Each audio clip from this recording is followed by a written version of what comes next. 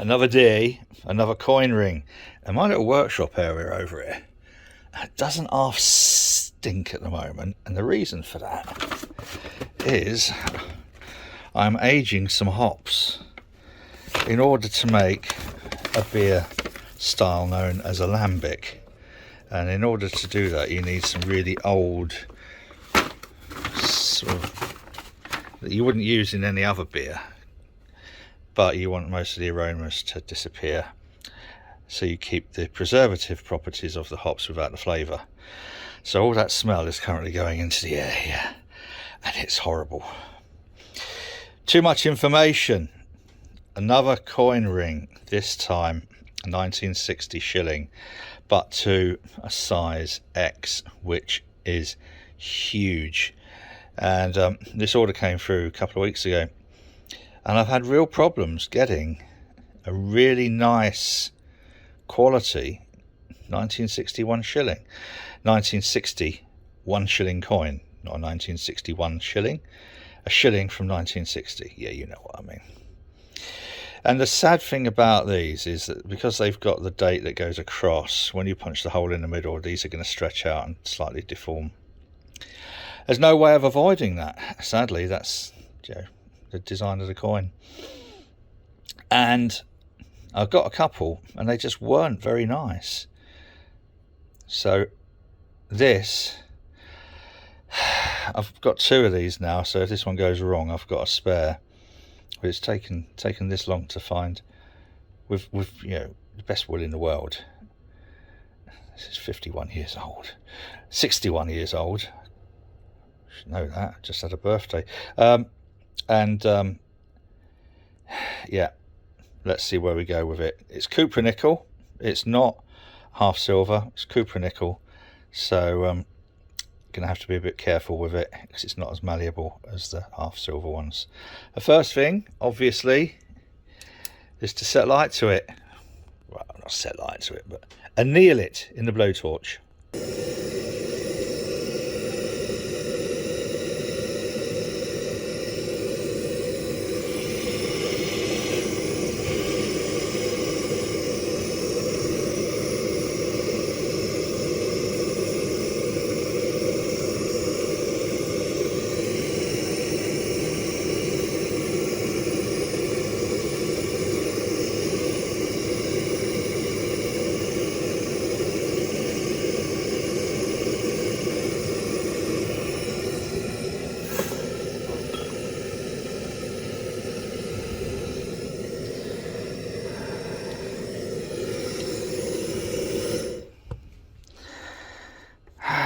Ooh.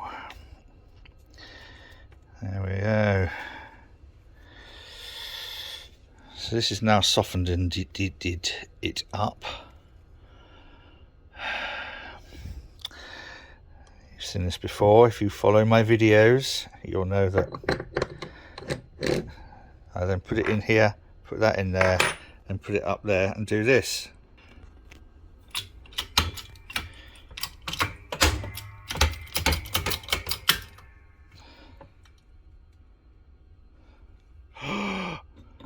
There we have the bit from the middle.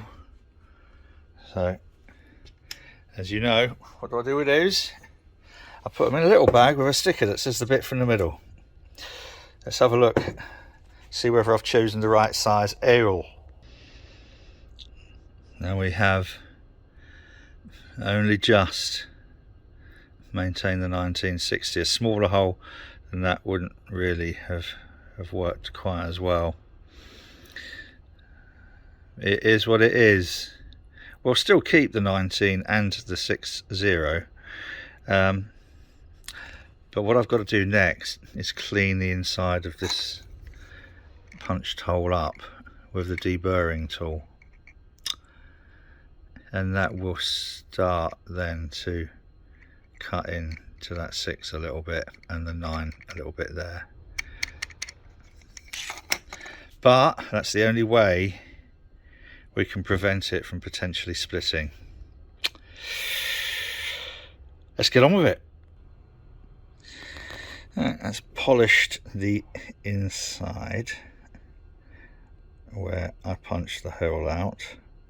Now I need to get this just leveled up in here. The first fold is done with this stainless die.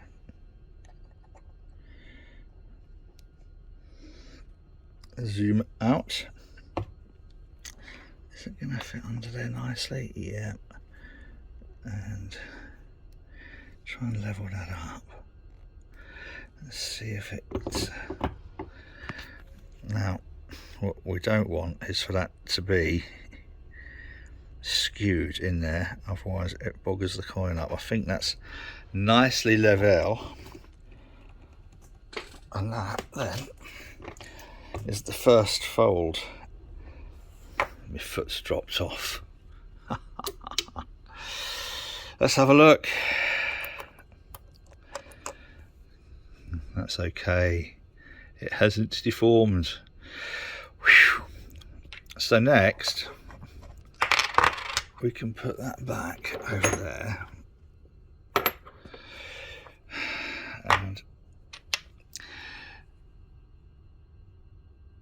you see there we have kept the 19 and the 60, but ever so slightly shaved the edges off them, which is a shame, but Shilling is probably next to the sixpence the hardest coin, but it's okay.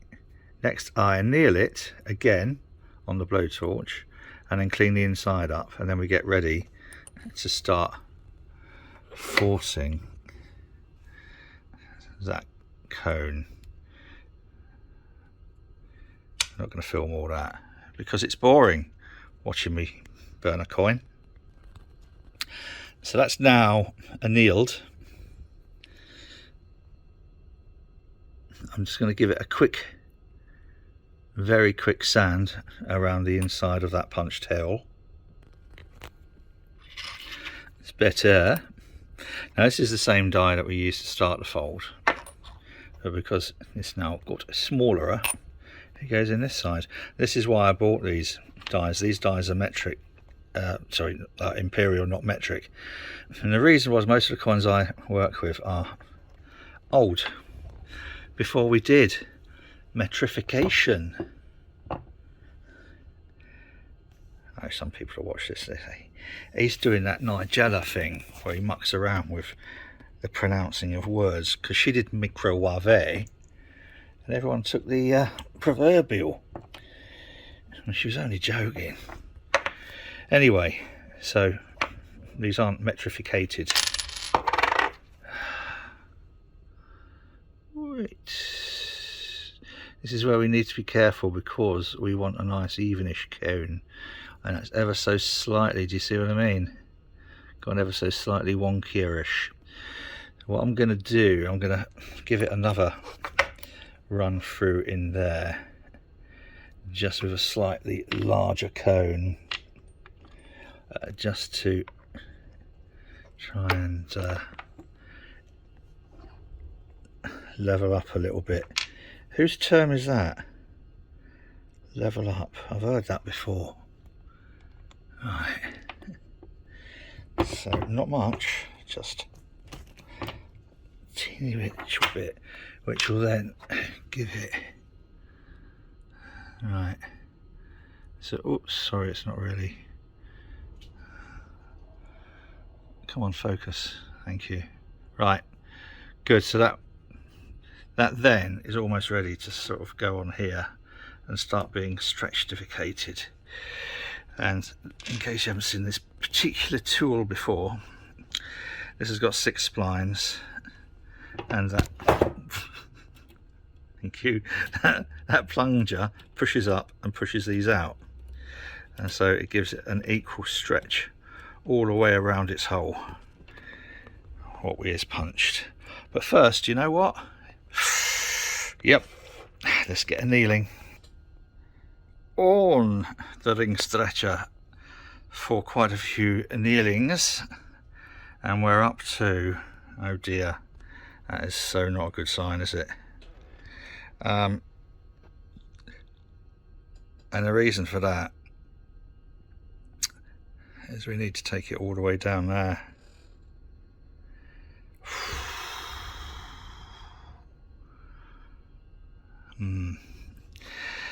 This is going to take some time, boys and girls, and a lot of annealing, and probably a lot of very, very cautious stretching on the ring stretcher. I'm not going to record all that because I think you'd probably just die of boredom. Let's see how we go. Back soon. Quite some time later, boys and girls. I had to have a little break because, and this has been a concern for some time, my fingers, my poor arthritic fingers, don't you know, aren't up for long ring making sessions any longer. So I think since the last little clip that you would have seen before this, I've annealed this probably about 6 or 7 times, and then on the ring stretcher, and rather sadly we've still got a long way to go. We're up to a V and we need to go up to an X. Now I know that doesn't look like a lot, but that's probably about 3 or 4, because this is the stage now where I get a bit panicky. And remember, if you've watched these videos before, you will know we need to size it in such a way that it looks like a ring, but because the reed side, which is this side, is always thicker and chunkier, we need to size it to here, which means that the non-reed side needs to be larger than an X, otherwise it would be cone shaped and not ring shaped. We will get there, but I'm going to go slowly now, as I said, because this is the stage where when you're making a coin smaller, you're squishing the metal together and the metal sort of, but when you're making it bigger, there's less and less metal as you stretch it out. And my concern is always that we make it too thin and we get a split. So now I'm going to take a little bit of time, so I'm not going to video it all. I'm going to keep annealing it, setting light to it in other words, and gently open it up so that this side is an X, and this side will be a Y or a Y plus, or maybe even a Z. I don't know, probably a Y, I should think. I don't know, we'll see. Back soon. Da da da. Wow, happy with that.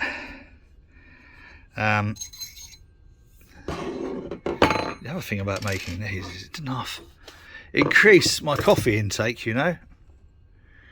There we go. Oh, I must remember to put that in the bag, otherwise I might lose it. There we are.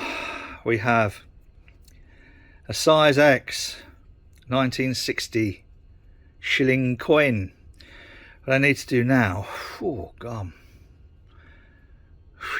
is see about giving it a polish. I'm glad that I waited to get this coin, because the others, don't know what I've done with the others, weren't just they didn't have that nice detail on there.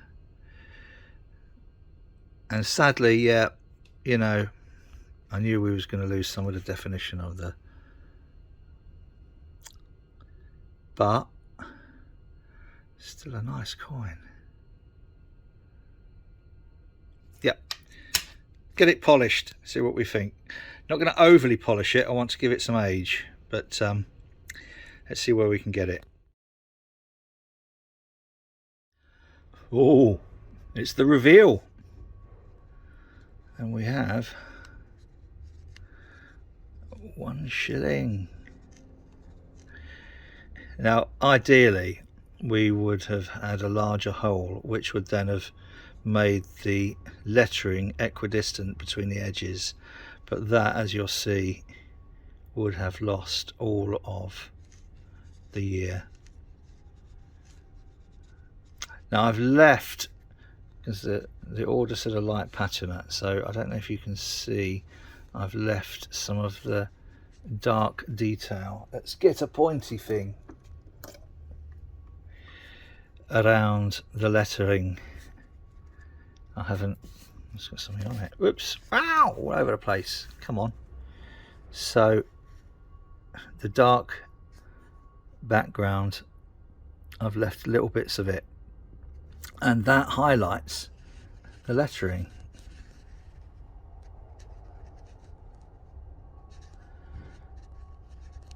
Yeah, I'm pleased with this. It's always a shame with the shilling, because of the way the machining of this works to make it a ring, that we can't keep all of the date nice on there.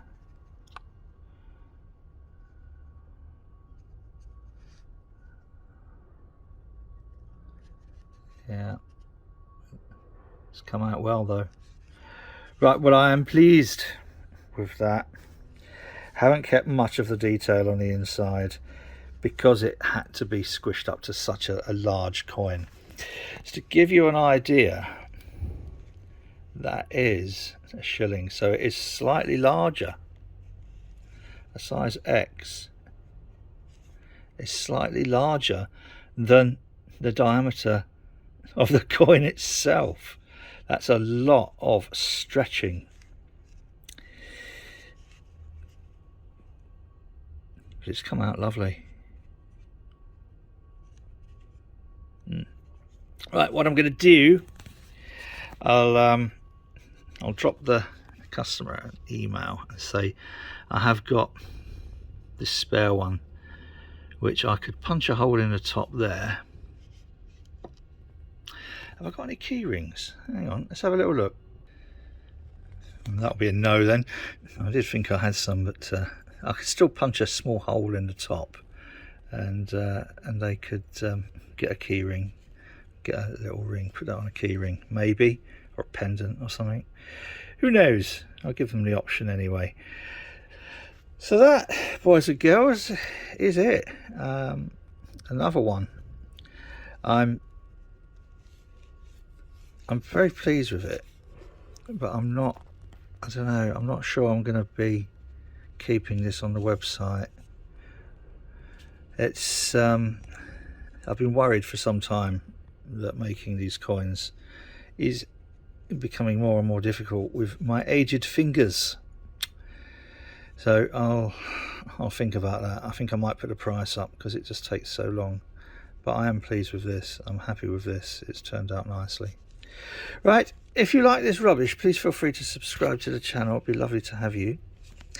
Any questions, stick them in the comments below. That, for the time being, is that. Whatever you're doing, do it safely. And yeah, well, I normally say cheers. Hair on there. Look at this, I'm molting. There we have it. That's the that's going to be the screen, I suppose, isn't it? Good. Cheers.